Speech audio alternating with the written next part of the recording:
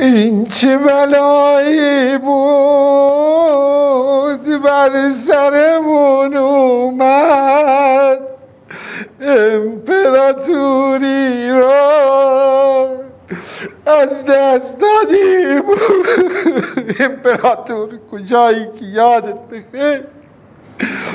امپراتور این همه پول مردم رو گرفتی، این همه مان و ملال جمع کردی، یه اینه ارسیه برای من اینو گذاشتی، به چه درد من میخوره؟ 1000 دفعه گفتم یه 2 تا تیکه از اون طلاهاتو به من بده، این چی آخه؟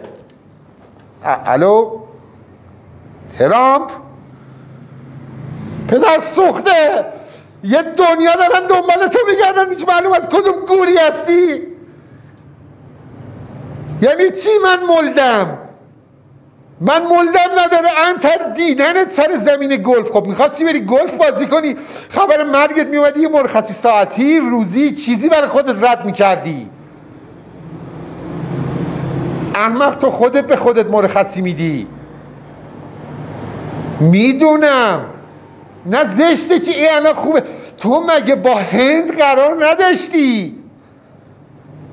اونا ماها راجع به این که چی کار بکنی صحبت کردن با خودشون، برنامه ریزی کرده.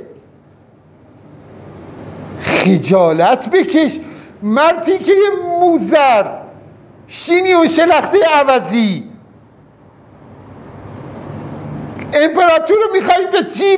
به کجات میخوایی؟ حتما او باید بیاد برینه بهت؟ بی تربیتت. باشه سعی میکنم باید دوست باشم دیگه. ترامپ جون میگم حالا که خودمم و خودتیم، پول مول چی داری تو دست و بالت؟ پولم نداری؟ همه رو رفتی گلف بازی کردی؟ خاک تو سرت کنم، من اصلا با تو حرفی ندارم. برو گم شو عوضی گم. این چه ارسیه یه گذاشتی برای من؟ مردن امپراتور این چه بلایی بود